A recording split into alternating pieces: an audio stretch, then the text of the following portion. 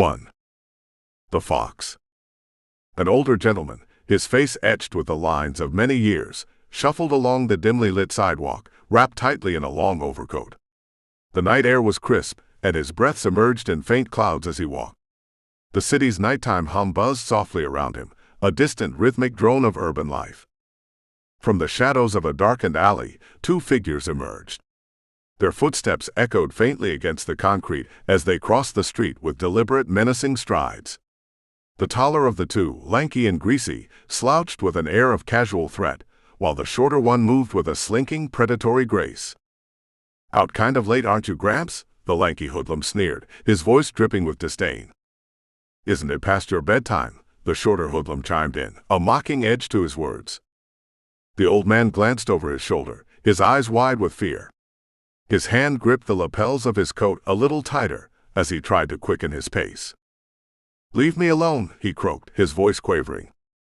Without warning, the lanky hoodlum grabbed the old man by the neck of his coat, shoving him roughly into the shadows of a nearby doorway. The man stumbled, his hat falling askew. "What's the matter? You don't feel like being sociable?" the hoodlum taunted, his voice a harsh rasp. The shorter hoodlum sneered, "He must think he's too good for us." With a shove, they forced the old man to the ground, his breath coming in ragged gasps. "No, please," he pleaded, his voice barely above a whisper. As the two hoods loomed over him, their figures swallowed by the encroaching darkness, the air seemed to grow colder, more oppressive. Suddenly, the shadows behind them twisted and coalesced. A dark form, nearly blending into the night, descended from above. Two white eyes blinked open in the darkness, gleaming with a piercing, otherworldly light. A massive hand reached out from the gloom, clamping down on each hoodlum's shoulder with an iron grip. They froze, their faces draining of color. "A little late for you boys to be out," a voice intoned, smooth and resonant. The hoods spun around, their eyes wide with shock and fear. "The Fox," the shorter hoodlum gasped, recognizing the figure before them. "Didn't your parents teach you to respect your elders?" Fox's voice carried an edge of cold amusement. The lanky hoodlum stammered, "Run!" The two hoodlums bolted, racing up the street with desperate, flailing movements. Fox watched them go, his expression one of detached calm. He uncoiled a set of ganga balls with a fluid motion, tossing them with an almost casual precision. The balls whistled through the air, wrapping around the fleeing men's legs. They fell with a thud, sprawling on the ground, their attempts to scramble futile. Fox approached the old man, his massive frame moving with a grace that belied his size. The taut muscles in his arms rippled under the black tights he wore, like coiled steel cables. "Are you all right, sir?" Fox asked, extending a hand to help the old man up. "Thank you. You saved my life," the old man said, his voice choked with gratitude.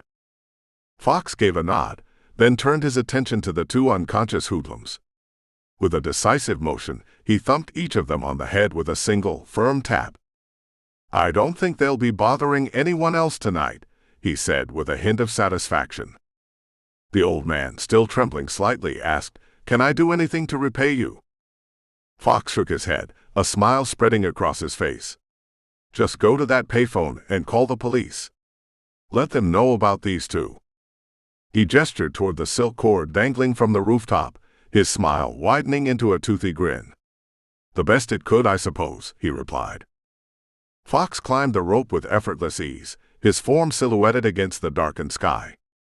The old man watched, his eyes filled with admiration. "It'd be a dark day without you around," he called up to the departing hero. Fox's voice echoed back down, filled with a sense of watchful vigilance. "I'm watching." Guiltily, the old man walked over to the payphone, dialing 911. He stood there, waiting for the police to arrive, his gaze flickering occasionally to the two unconscious figures on the ground, knowing that for tonight, at least, the city was a little safer. 2. Chapter 2. The fox moved stealthily through the backyard, the pre-dawn light casting long shadows across the lawn. The rising sun painted the sky in soft pastel hues, a stark contrast to the dark figure slipping silently through the underbrush. He pressed close to the ground, his movements careful and deliberate as he navigated the shadows. He paused near an old, weather-beaten doghouse. With a practiced hand, he reached inside the small open door, feeling around for the hidden item. After a moment, he withdrew a rumpled brown bundle, tucking it securely under one arm. He adjusted his cowl, pulling it down around his neck to shield his identity, and then made his way toward the back door of the house. Inside, the kitchen was bathed in the gentle warm glow of morning light filtering through the curtains. Fox slipped through the door with practiced ease, closing it softly behind him. He was clad in his iconic costume, but his trench coat concealed it well, blending him into the domestic scene. Marian, busy at the stove, was stirring a pot with a practiced hand. Her presence brought a touch of normalcy to the otherwise tense atmosphere. She turned as she heard the faintest sound of the door closing, a welcoming smile on her face. "I heard your bike pull in," she said, her voice warm with concern and affection. "How was your night?" Fox, clearly exhausted, eased himself into a kitchen chair, allowing himself to relax for a moment. His face was etched with fatigue, but he managed a weary smile. "Quiet, Marian," he replied, his voice carrying a hint of melancholy. "It's just not the same without you there."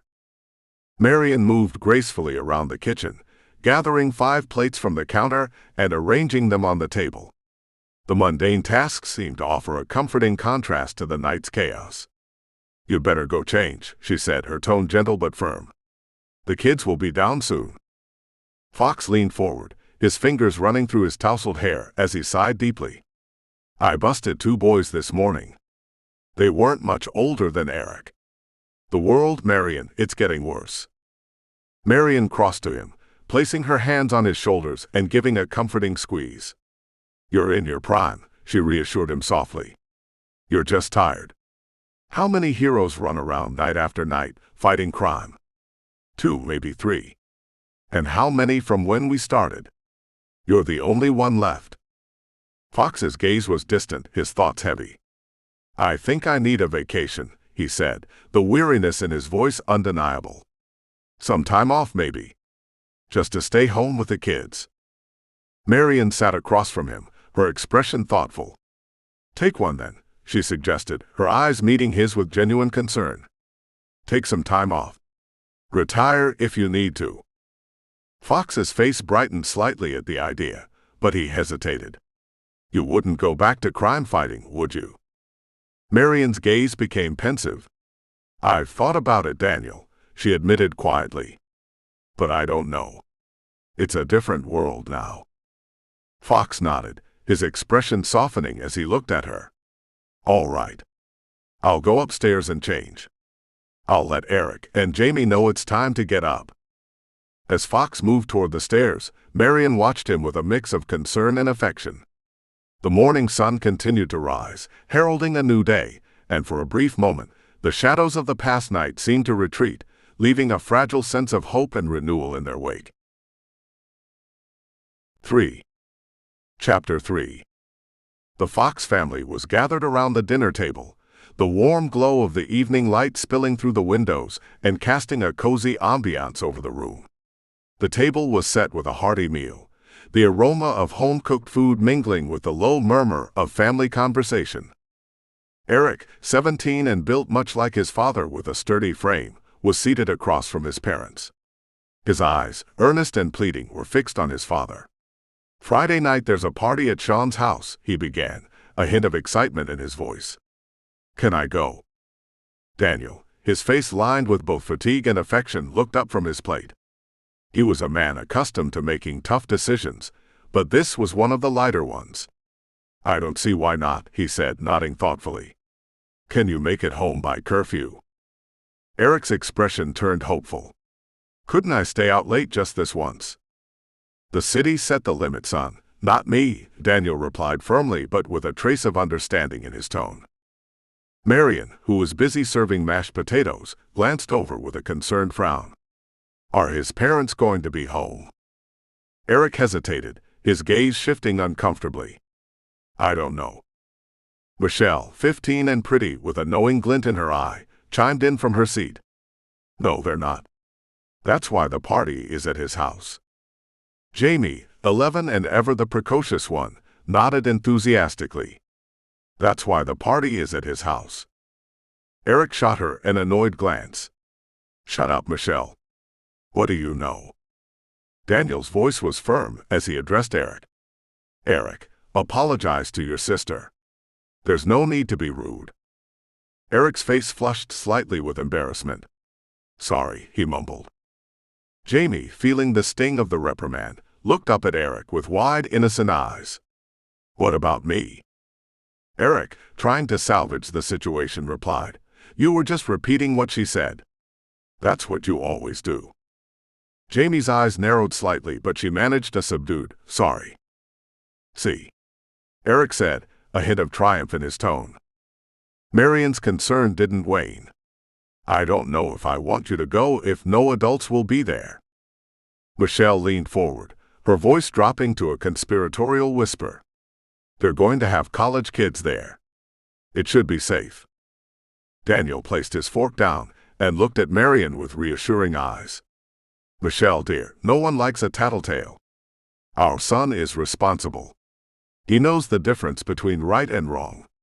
I think we can trust him. Eric's face lit up with relief. Not a problem, Dad. Marion sighed but relented.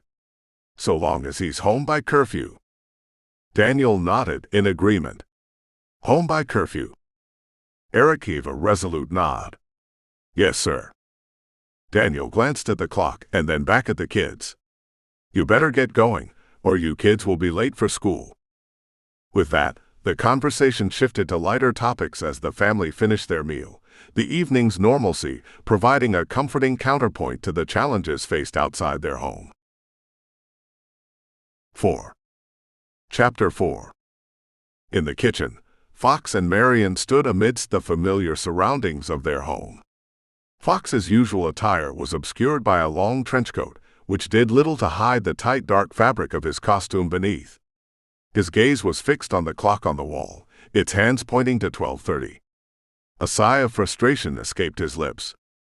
I can't wait for him any longer, Fox said, his voice laced with concern. I've got to do my rounds. Marion's eyes softened with understanding, but there was an unmistakable edge of worry in her expression. Just swing by the house and make sure he's all right, she suggested, her tone gentle but firm. Fox leaned in and pressed a quick, reassuring kiss to her cheek. I will, he promised, before slipping out the door with practiced stealth. Outside, under the cloak of night, Fox moved swiftly across the yard. He approached the old doghouse, where he carefully balled up his trench coat and stashed it inside. The doghouse, though modest and worn, hid his departure neatly. Next, he made his way to the detached garage, his movements smooth and deliberate. Pressing a hidden trigger in the wall, he watched as the wall slid open with a soft whir, revealing a concealed room. Within the hidden space, a sleek black motorcycle gleamed under the dim light. Fox rolled the motorcycle out with ease, closing the wall behind him. The bike's low rumble broke the silence of the night as he maneuvered it to the street, starting it with a gentle but commanding hum. On the street, a car crept slowly up the front yard, its headlights casting long shadows. The vehicle came to a halt, and Eric stumbled out onto the grass, his movements unsteady as he laughed with his friends. He waved them off, signaling for them to be quiet. As the car drove away, Eric wobbled toward the front door, his steps uneven. From above, Fox's form descended with fluid grace. He leapt from the dormer above the door, landing directly in front of the startled Eric with a thud that echoed in the stillness. Whoa, Eric exclaimed, taken aback by the sudden appearance. You missed curfew, young man, Fox said, his voice steady and authoritative. Eric's eyes widened in shock, and he fell backward onto the grass, landing hard on his bottom. Sorry, sir, he stammered, struggling to regain his composure. Are you aware that it's against the law for minors to consume intoxicants? Fox's question was stern, but carried an undercurrent of genuine concern. Yes, sir, Eric replied, looking down ashamed. What would your parents think? Fox asked, his tone firm yet not unkind. They wouldn't care, Eric mumbled, though his voice lacked conviction. Are you sure? Fox pressed, his eyes piercing through the darkness. They wouldn't like it, Eric admitted reluctantly. That's what I thought, Fox said, his voice softening. Go inside. Eric climbed to his feet, his expression a mix of embarrassment and relief. You're not going to tell on me. Fox shook his head, a small knowing smile on his lips. I trust you to tell on yourself. Eric's response was tinged with sarcasm. Yeah, right. Honesty is the only policy, Fox said, a hint of warmth in his voice. Reaching behind him, he rang the doorbell, then quickly scaled back to the dormer, grabbing the edge and flipping into a crouch. As Marion opened the front door, her eyes widened in surprise. Eric, what? She began, her gaze darting to the empty dormer. Mom, look, Eric said, pointing with a mix of awe and apprehension. Marion's confusion deepened. What is it? The fox was here, Eric said, his voice trembling slightly. Marion's eyes narrowed with concern. He was. What did you do wrong? Eric's response was defensive. How do you know I did something wrong? Because the fox only shows up when there's a crime, Marion said, her voice firm but understanding. Eric's shoulders slumped as he realized the gravity of his situation. Oh. Marion's expression softened as she put her arm around his shoulders. Is there something you want to tell me? Eric hesitated, then finally spoke. Mom, don't get mad, but I. Marion guided him inside with a reassuring squeeze. Why don't we sit down while you tell me? Her voice held a note of empathy, suggesting that she already had a sense of the evening's unfolding drama. 5. Chapter 5. The night was silent, except for the low rumble of a motorcycle, fading into the distance. From a black van parked a short distance away, a tall dark figure watched intently through infrared glasses. The glow of the van's interior was a stark contrast to the shadowy figures outside. As the fox raced away on his sleek motorcycle, the figure raised a two-way radio to his lips. He's gone, the man's voice crackled through the radio, calm and measured. The back of the van opened with a mechanical hiss, and 8 robots in black commando suits emerged. They moved with precise coordination, their movements efficient and menacing. They advanced toward the house in an aggressive assault pattern, their footsteps echoing ominously on the driveway. Without hesitation, they smashed through the front door, sending splinters flying into the hallway. Inside the living room, Marion and Eric were seated, their earlier calm shattered by the sudden intrusion. The commandos burst into the room with military efficiency. One of them lunged at Eric, tackling him to the ground with brutal force. Eric's startled cry was cut off as he hit the floor hard. Another commando aimed for Marion. With a swift sidestep, she evaded the attack and delivered a sharp karate chop to the assailant's neck. The commando crumpled, but Marion had no time to celebrate. She faced off against another intruder, her eyes blazing with determination. What do you want? She demanded, her voice firm despite the chaos. In the foyer, the clamor of the attack was interrupted by the sound of hurried footsteps. Michelle, 15 and fierce, had just descended the stairs when one of the commandos charged at her. With a swift leap over the railing, she executed a precise roundhouse kick, sending the commando sprawling. Another assailant seized her from behind. Michelle responded instinctively, biting his hand and then striking him in the neck with a practiced chop. The tall dark man, now revealed as Kid, approached and grabbed Michelle by the shoulders. His grip was unyielding, and Michelle winced under the pressure. Be still, Kid commanded, his voice cold and unfeeling. Michelle shivered under his grasp, her defiance waning. Get the other one, Kid ordered, dragging her roughly into the doorway. As he pulled Michelle into the open, she was exposed to Marion, who was still grappling with 2 commandos. Kid's gaze was fixed on Marion, his expression unreadable. Zest. Kid called out. Marion froze mid-kick, her eyes locking on a Kid with a mix of fear and recognition. Don't you hurt her, Marion pleaded, her voice trembling. I don't think you're in a position to argue, Kid replied, his tone dismissive. I'll cooperate, Marion said, her resolve hardening. Just don't hurt the children. Kid's grip tightened on Michelle's shoulders, eliciting a soft moan of discomfort from her. "Thank you for the generous offer," he said, his voice dripping with malice. "But I've been hunting the fox for years. And now I have bait for a trap." Eric, confused and frightened, looked at his mother. "Mom, what's he talking about?" "Bring them," Kid ordered. The commandos began to gather Marion, Eric, and Jamie, dragging them toward the exit. Marion's eyes were filled with worry as they were pulled out of the house, leaving the living room in disarray. Back in the kitchen, Fox slipped through the back door, his senses on high alert. The normally comforting sight of the empty kitchen felt eerie in the dim light. He made his way cautiously to the stairs, calling out, "Marion?" His eyes fell on the shattered front door, its splintered remains a grim sign of the struggle that had taken place.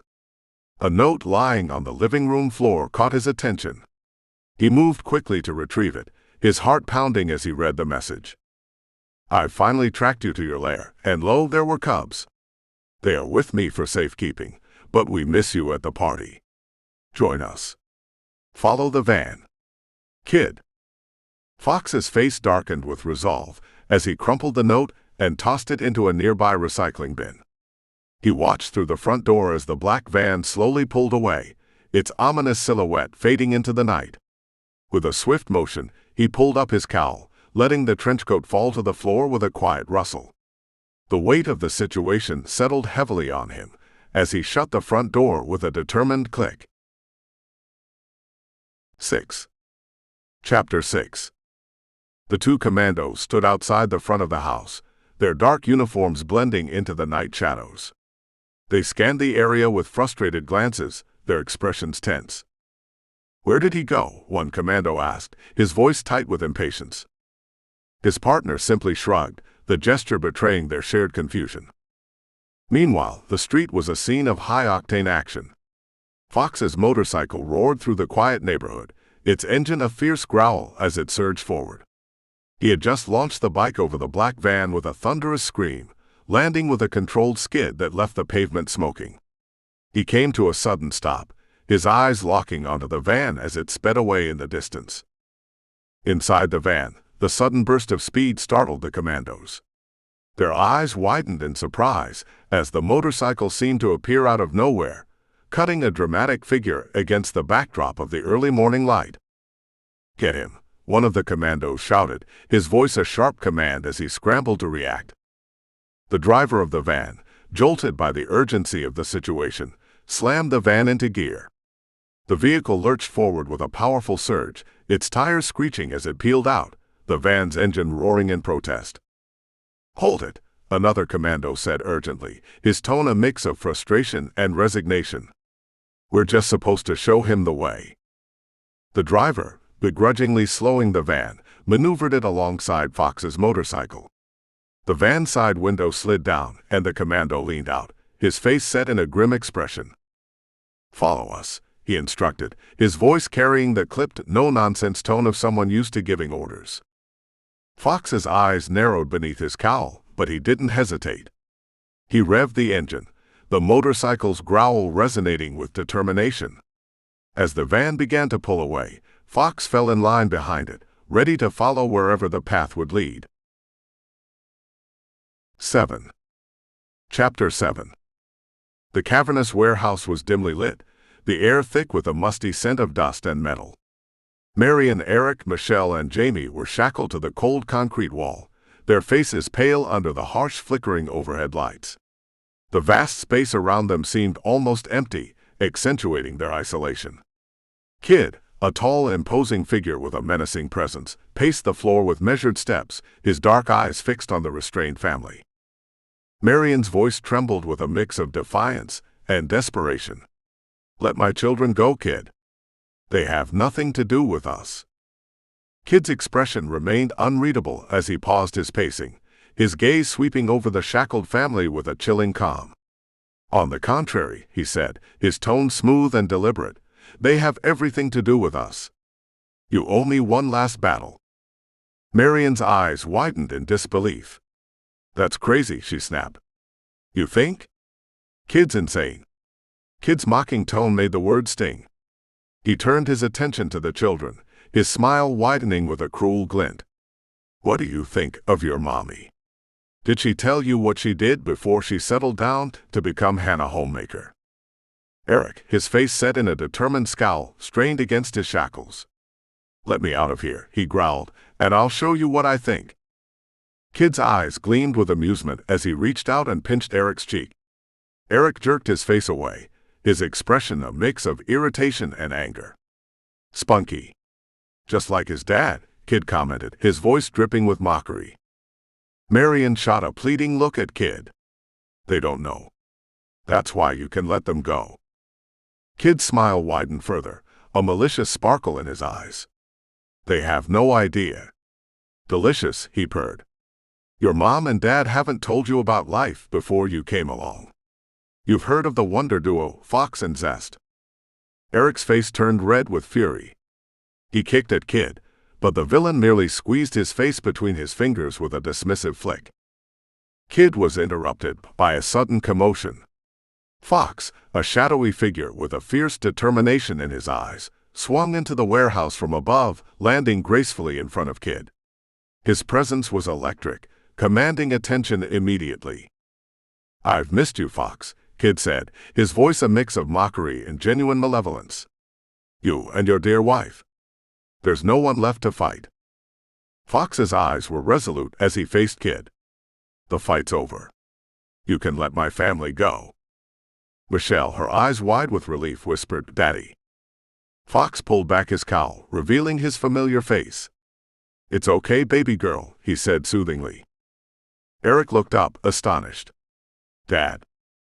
Jamie's eyes sparkled with admiration. Cool. Kid's face twisted with disdain. How touching, he said, his voice thick with sarcasm. I almost hate to cut this short, but I didn't do all this work for the fun of it. It took me years to orchestrate this. I had no idea you were so good at shaking a tail. Fox's voice was steady as he replied, I practiced. Kid's eyes narrowed with a sinister gleam. You owe me a fight, the both of you. We never finished our business, and I just can't feel complete until I crush you both. Fox's response was firm. We won't fight you. Kid's smile was cold. I beg to differ. In a swift move, Fox reached into his pouch and tossed a small vial to Marion. He shoved Kid away, creating a momentary distraction. Marion caught the vial and quickly broke it open, letting the corrosive compound drip onto her manacles. The metal began to sizzle and corrode. As the commandos started to advance, their guns drawn but ineffective in the crowded space, Kid bolted for the far side of the room. The commandos, armed but constrained by the tight quarters, struggled to shoot without hitting each other. Fox moved with a fluid grace, weaving through the commandos, his fists and feet a blur of motion. Each strike was precise and powerful, knocking the commandos down one by one. Marion, her shackles now broken, hurried to unshackle the children. A commando charged at her, but she swiftly round-kicked him, sending him crashing to the ground. She gathered the children and urged them toward the exit. No, I can help, Dad. Eric protested. Marion's voice was firm. Get out of here. Kid's furious scream echoed through the warehouse. Get them. Get them. Marion turned back, her face set in determination. She kicked Kid in the face, following up with a powerful punch. He fell to the ground, momentarily stunned. Marion sprinted to join Fox, who was still in the thick of the fight. Kid scrambled to his feet, screaming orders. Get them. Get them. Eric burst through the door, knocking Kid down as he did. He joined his parents, his face a mask of both fear and resolve. Fox called out, Get out of here.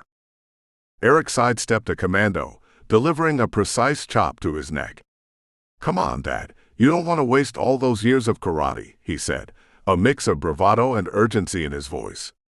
He followed up with a powerful kick, sending another commando sprawling.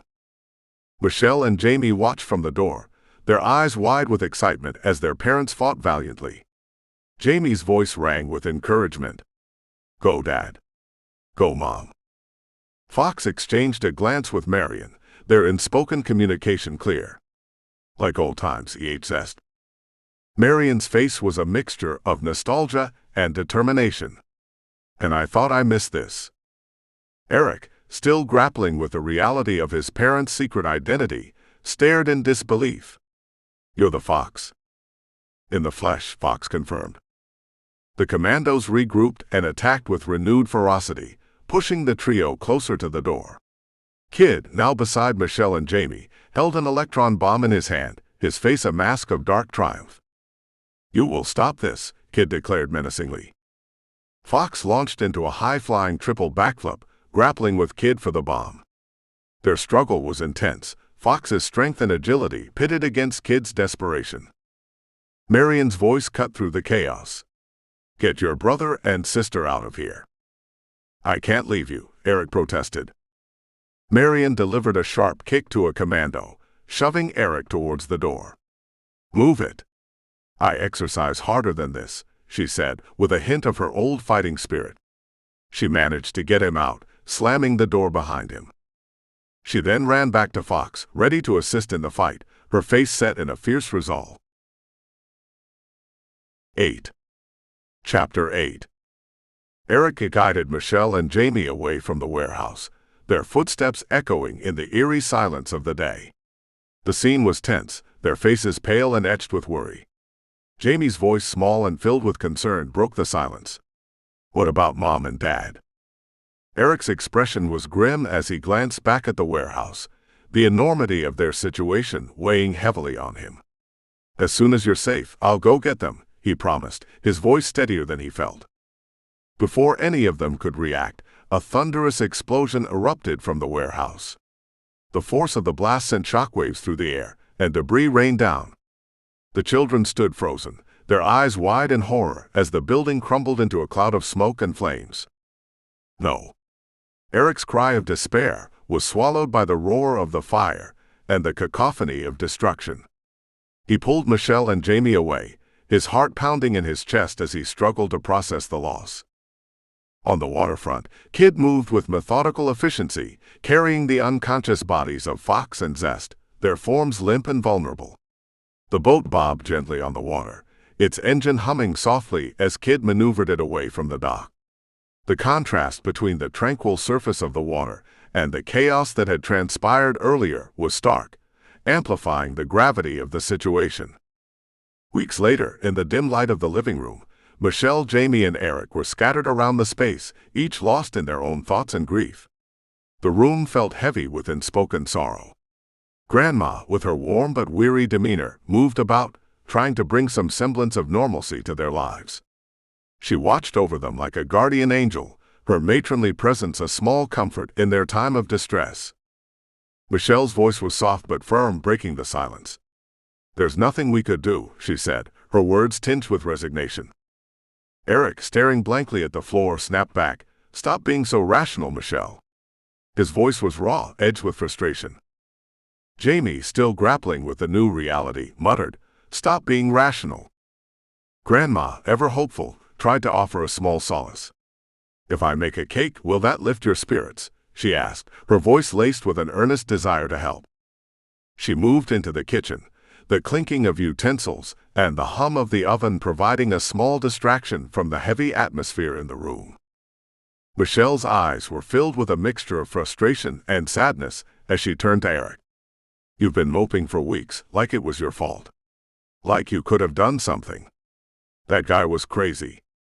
All you would have done is gotten yourself hurt. Stop taking the blame. We need you now." Eric's gaze was troubled as he tried to voice his feelings. "I can't help it. That night, Dad caught me drinking. If I would have been clean, maybe I could have done something different." Jamie, seeking an escape from the emotional weight, turned on the television, flipping through channels aimlessly. The familiar sounds of news anchors and static filled the background. Eric's voice, filled with an aching sense of loss, floated over. "I feel like something's missing." Jamie, pausing on a newscast, let the words wash over him. The screen showed a somber-faced newscaster. "Crime is on the rise over the last month, and with the city's own Fox missing in action, citizens are left to wonder, how much worse can it get?"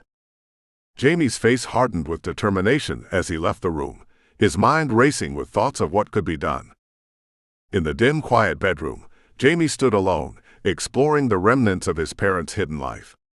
He had discovered a concealed room at the back of their closet, a space filled with black tights, cowls, and an array of equipment. The fox's costumes and gear were meticulously arranged along one wall, a testament to the dual lives his parents had led. In a corner, the silver-gray tights of Zest were displayed, their presence a poignant reminder of the heroism that once was.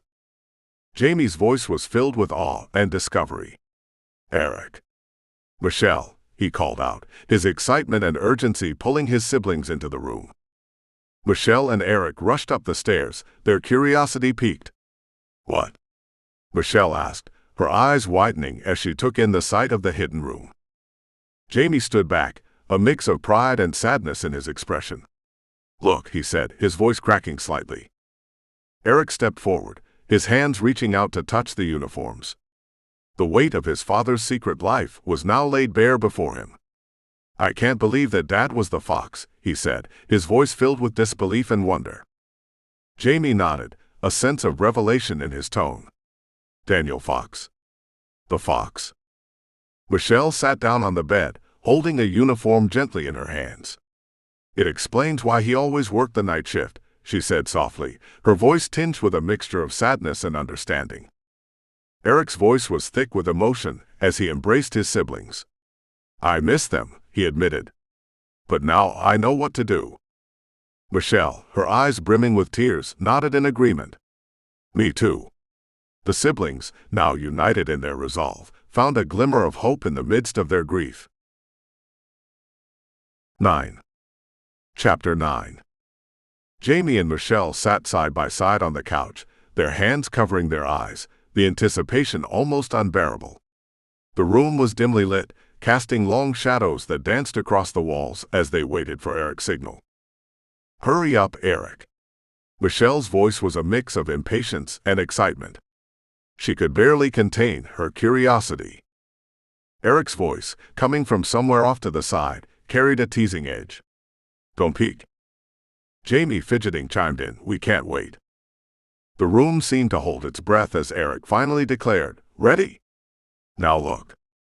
When they opened their eyes, the sight before them was both familiar and startling. Eric stood tall and confident, dressed head to toe in the fox's iconic costume. The black suit with its sharp lines and the cowl pulled low over his eyes was striking. He filled out the suit well, though his frame was slightly leaner than his father's. The mask gave him an air of mystery and authority. Michelle's eyes widened in disbelief. "No way." "Better not let Grandma see you," she said, her tone a mix of shock and concern. Jamie's reaction was one of awe and admiration. "Cool," he whispered, his eyes shining with excitement. Eric struck a pose, his confidence evident as he asked, "What do you think?" "Looks great, huh?" Michelle's concern was palpable as she replied, "I think you're crazy. Tell me you just put it on for looks." Eric took a seat on the bed between his siblings, the gravity of his decision evident in his expression. "It's only right," he said firmly. "Like father, like son." Michelle shook her head, her voice tinged with desperation. "You're not going to do it. You'll get killed. Do you want to die and leave us alone?" Eric's face softened as he spoke. "I don't want to get killed. But I've got to do something. Think about it. Dad's been training me for this my whole life. All the karate, the jiu-jitsu, gymnastics. All the classes and hours of training. He was grooming me to take over." Michelle's eyes were filled with worry as she countered, "No, he wasn't. Those were just hobbies, classes they enrolled you in. You can't handle this much. You're no superhero." Eric's expression grew serious. "You're right, I'm not. But Dad was. And as far as the city knows, he still is. It needs a hero, Michelle. Look how bad things have gotten since he's gone." Jamie's gaze shifted from his brother to Michelle, his voice carrying a mix of resignation and acceptance. "He's going to do it." Michelle's frustration was evident. "No matter what we say." Eric nodded firmly. "I'm just going to make an appearance or two. That's all." Michelle's eyes softened with a mixture of worry and resignation. "Just be careful. Eric gave a reassuring smile. Not a problem. Everybody's heard about the fox. Who's going to mess with him? All I have to do is show up. Michelle reached out, placing a hand on his arm. Just make sure you show up here in the morning. Eric nodded, his expression resolute. Not a problem. 10. Chapter 10. The city hummed with the restless energy of night. On a dimly lit stoop, a group of young men lounged, their casual postures belied by the tension that hung in the air. They were a tight-knit pack, more comfortable with the nocturnal rhythms of the city than its diurnal peace. Their laughter and harsh words punctuated the quiet of the evening as they bantered with each other, their voices carrying an edge of bravado. Around the corner, another group emerged, their intent clear from the way they moved with purpose. They cut across the street, their presence a stark contrast to the casual indifference of the first group. As they approached, the atmosphere grew charged, each side exchanging taunts and threats that crackled with hostility. The street became a battlefield of words, the air thick with a promise of imminent conflict. A dark shadow fell across the scene, unexpected and commanding. It perched on the ledge just above the two groups, a silent sentinel watching the unfolding drama. From the shadow, a voice rang out, smooth and authoritative, yet carrying a weight of menace. You boys wouldn't want to ruin a perfectly good night with all those pretty words, would you? The voice belonged to the fox, a figure draped in black, his presence both imposing and enigmatic. A murmur of surprise swept through the gathered men. One of them, eyes wide with recognition, pointed upwards and exclaimed, "It's him." The street fell silent, both groups now fixated on the shadowy figure overhead. Fear replaced the bravado in their eyes as they took in the fox's intimidating silhouette. It's getting so, a guy can't take a week or so off without the whole city going to pot, the fox continued, his tone laced with a hint of sardonic amusement. One of the gang members, trying to maintain a facade of bravery, sneered. You don't scare us. The fox's gaze narrowed. I don't? The gang member's bravado faltered slightly as he reached into his pocket, pulling out a small gun and aiming it directly at the fox. The scene seemed to freeze for a moment, the tension palpable. In a blur of motion, the fox reacted.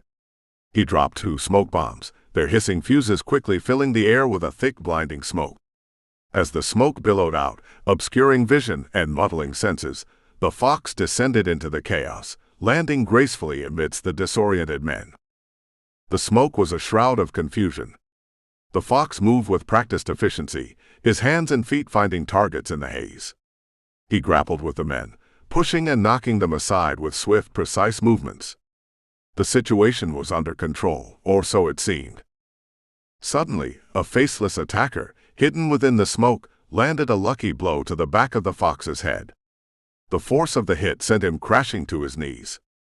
The gangs, momentarily disoriented, now saw their chance. They converged on him, their kicks and blows tearing into his costume, their anger fueling their assault. Rage and frustration welled up inside the fox. He had faced many challenges, but this was different. This wasn't just a fight, it was a test of endurance and resolve. Through the haze of pain and disorientation, he gathered his strength. Enough, he roared, his voice cutting through the tumult. He threw down a flash bomb with a practiced flick of his wrist. The explosion of light blinded everyone, creating a momentary respite. In the confusion, the fox scrambled to his feet. He seized the opportunity to escape, fighting against the disorienting effects of the flash bomb. His hand gripped a silk cord, and he began the arduous climb, pulling himself up and away from the fray. The night swallowed him as he vanished from view, leaving behind the chaotic aftermath of his confrontation. 11. Chapter 11. The relentless ringing of the doorbell shattered the quiet of the night. Michelle stirred from her sleep on the couch, her brow furrowing as the insistent chime pulled her from dreams. Groggily, she pushed herself upright and shuffled to the door. Peering through the peephole, she saw Eric, leaning heavily against the doorframe. His face was a mosaic of bruises, his clothes disheveled and smeared with dirt. "Who is it, dear?" came Grandma's voice from upstairs, laced with concern. No one, Grandma, Michelle called back, her voice strained. Just a practical joker. The sound of Grandma's footsteps receded as Michelle turned the lock. When she opened the door, Eric collapsed forward, his weight nearly dragging Michelle to the floor. His battered form tumbled inside, and Michelle caught him, her face set in a mix of worry and frustration. I knew this would happen, she muttered under her breath as she dragged him into the living room, his steps unsteady and labored. Eric winced in pain with every move, his condition evident. Cuts, bruises, nothing too serious, he said, his voice strained but defiant. Michelle kicked at Jamie, who was asleep in a chair, his head lolling to one side. Jamie, wake up. Call 911. No. No, doctor, Eric managed, his voice a rough whisper. Just get me water. The urgency in his tone made Michelle's hands shake slightly as she grabbed a glass of water and helped him into a more comfortable position on the couch. In the dim light of the bedroom, Eric lay on the bed, his arm, head, and ribs swathed in bandages. Michelle and Jamie entered, carrying a tray with some food and more water, and closed the door behind them. The room was quiet, save for the faint rustle of the bandages and Eric's labored breathing. Michelle's gaze was stern as she looked at Eric. How are you going to hide this from her? I'll tell her I fell playing football, Eric replied with a resigned shrug, trying to keep his tone light despite the pain. Jamie, looking skeptical, added, in the dark. That's why I fell, Eric said with a weak attempt at humor, but his eyes betrayed the strain. Michelle shook her head. I told you this would happen. Jamie echoed, she told you. Eric winced as he sat up in bed, grimacing at the pain. Quiet, you're making my head hurt. Michelle wasn't finished. Wouldn't that 3-inch gash someone knocked in there be the reason? I wasn't ready, Eric admitted, his voice growing serious. I need to hone my skills. I took on too much at once. You can't possibly be thinking of doing this again, Michelle said, her voice tinged with both anger and concern. Eric's expression hardened. Of course I am. For a minute, they were scared. They were listening. I need to work on that fear. Michelle's eyes were filled with worry. You need serious mental help. Eric shook his head, stubborn. I just need a little more training. The knock on the door startled them all. Grandma's voice came through, softer now but still filled with concern. Are you kids okay? We're fine, Grandma, Eric called out, his voice steady despite his condition. Why is the door locked? Grandma asked, her voice edged with curiosity. Michelle glanced at Eric. You're going to have to show her. All right, let her in, Eric said with a sigh of resignation. Jamie opened the door, and Grandma stepped into the room, her eyes widening in shock at the sight of Eric's injuries.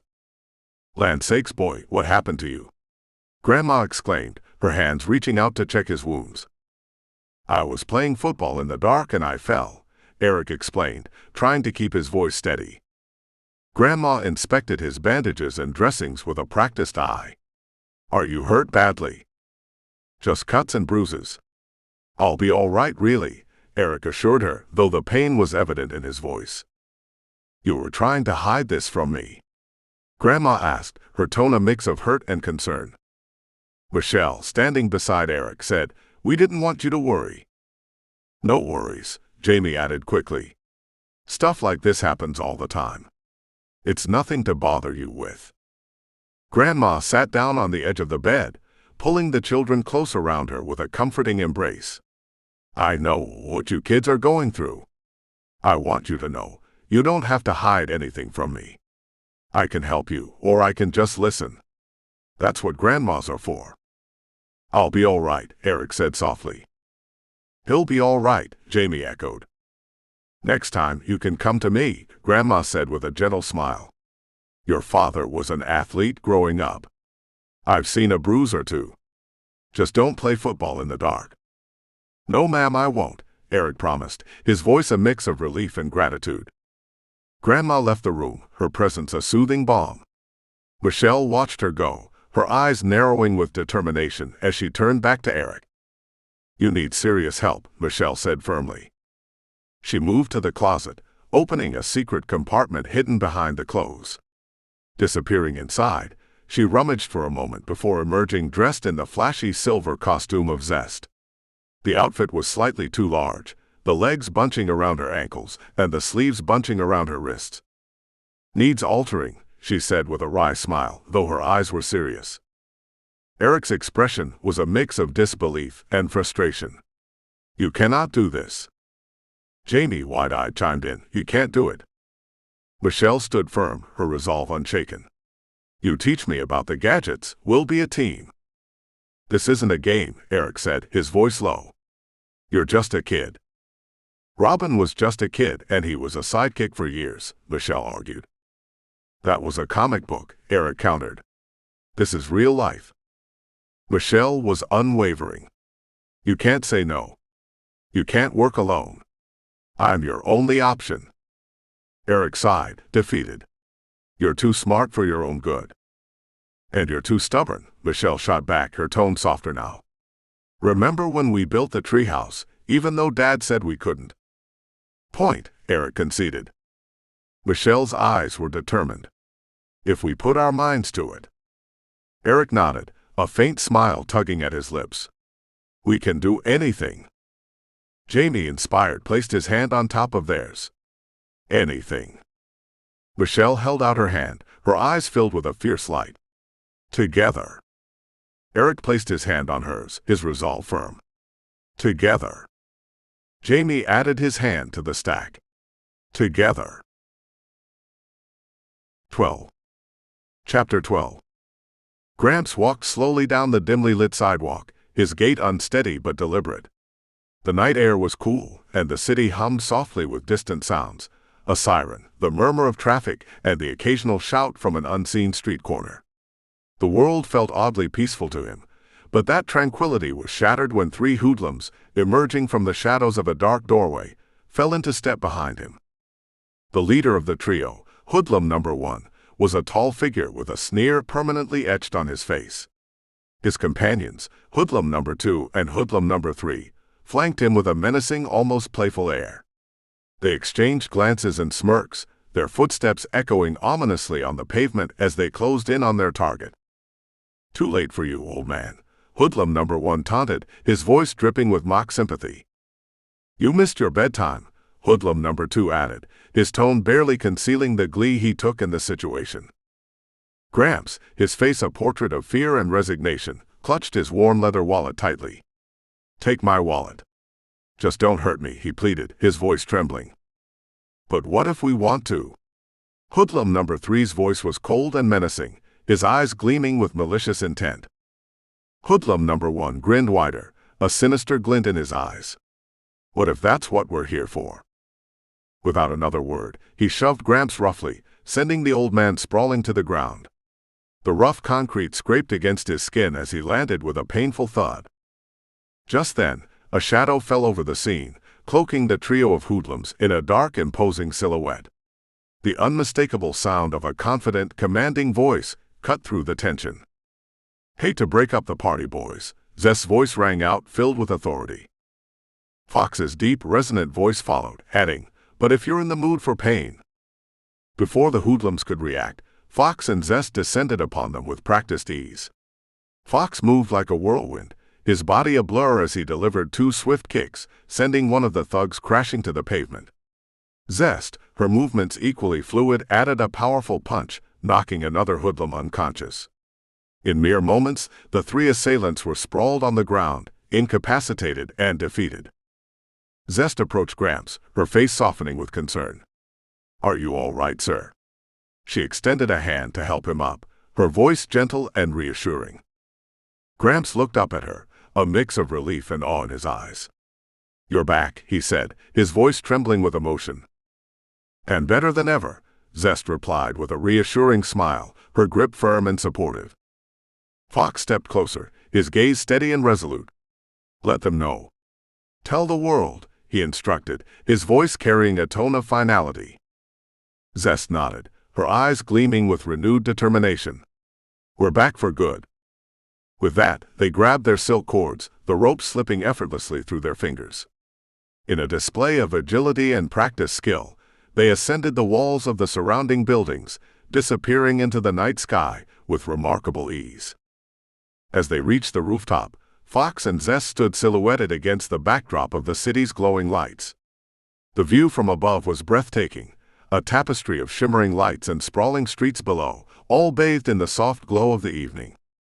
"What did I tell you?" Fox said, his voice a blend of satisfaction and pride. "You were right," Zest agreed, her eyes scanning the horizon. "It feels good to help. But we still have to be careful." Fox's gaze was steady and focused. "You just watch my back." "And you watch mine," Zest replied, her tone earnest. She reached out, her hand finding Fox's in a tight, supportive grip.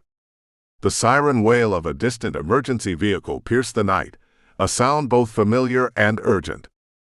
"They're playing our song," Fox remarked, his expression one of quiet resolve. Zest looked up at him, her eyes reflecting the city lights. "You ready?"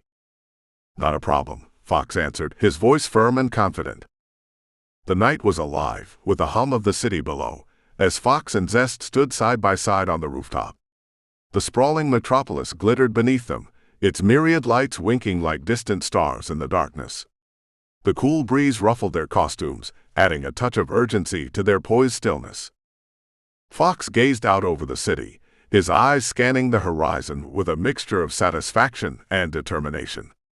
The events of the night had proven their purpose, and the feeling of justice served was palpable. Beside him, Zest stood with equal resolve, her hand still resting firmly in his. Zest turned to Fox, her expression a blend of both hope and caution. "You know," she said softly, "it feels good to help." Fox nodded, his gaze unwavering. "It does. But we need to stay sharp.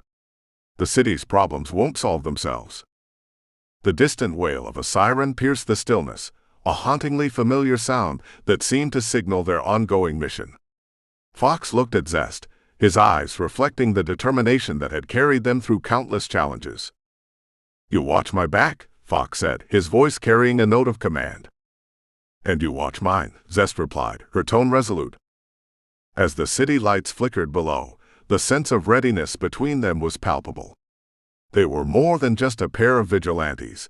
They were symbols of hope in a city that desperately needed them. The night was far from over, and the challenges ahead were many.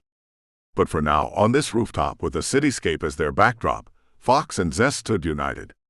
Their silhouettes against the city lights were a testament to their unwavering commitment. Together, they were ready to face whatever the future held. The end.